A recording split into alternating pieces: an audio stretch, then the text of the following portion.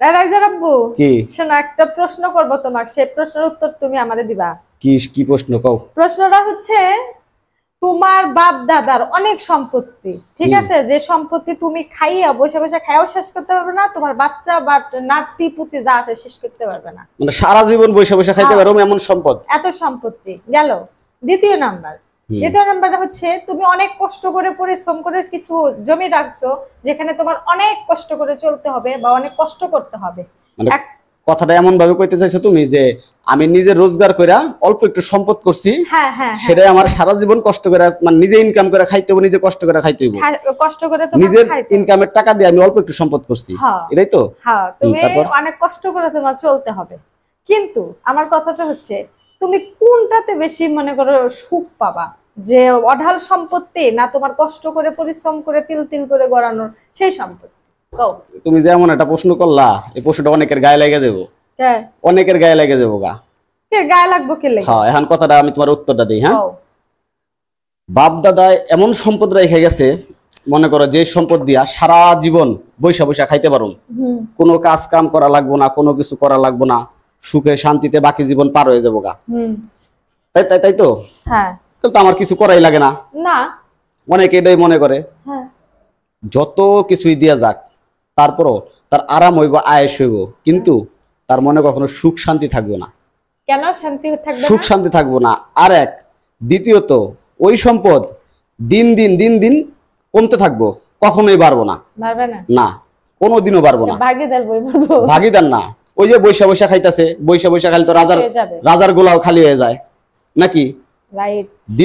দ্বিতীয় প্রশ্নটার উত্তরটা দিই। আমি নিজে রোজগার কইরা, আমার বাপ দাদায় আসলে তো কিছু রাইখা যায় নাই, আমার বাপেও না আমার দাদাও না, এটা বাস্তব, আমার জীবনের বাস্তব কথা।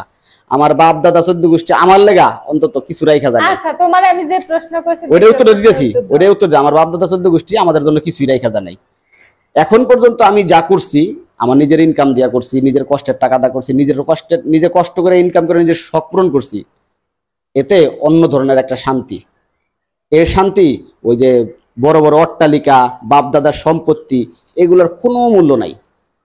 সত্যি তাই। নিজের পরিশ্রম করে, নিজের ঘাম জড়াইয়া, নিজে কষ্ট করে পরিশ্রম করে যে সম্পদটা অর্জন করছি বা অর্জন করতেছি, সেই সম্পদ নিজে যতদিন বাইচা থাকবো ততদিন ভোগ করে যাবো। কেউ কোনো কিছু বলার নাই। রাস্তাঘাটে কেউ বলবো না যে অমুকের নাতি অমুকের থুয়া গেছে, সবকিছু বয়া বয়া খাইতেছে, ফুটানি করতেছে। হ্যাঁ, বাপ দাদার সম্পদ দিয়ে ফুটানি করে কারা জানো?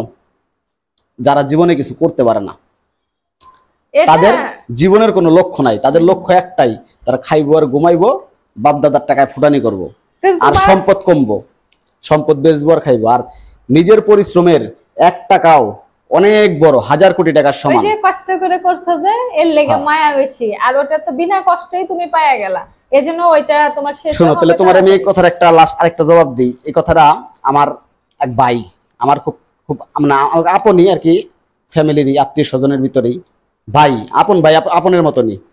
ওই আমার একটা কথা কইছিল যে, কয় আমার যতটুকু আছে আমি সারা জীবন বৈশা বৈশা খাইলেও ফুরাইবো না।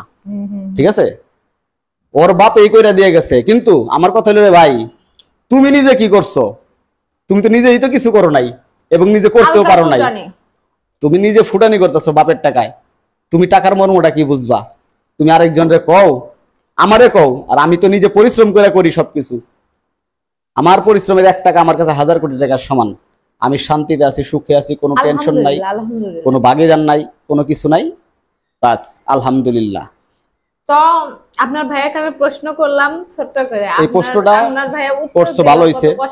এই ভিডিওটা যদি কেউ দেখে তাহলে মনে করে যে লাইগা যাবে। আর যারা এরকম, তাদের জন্য তারা কিছু মনে করবেন না, এটাই যা বলা হয়েছে এটাই বাস্তব। সবাই ভালো থাকবেন, সুস্থ থাকবেন। আজ এই পর্যন্ত, আল্লাহ হাফেজ।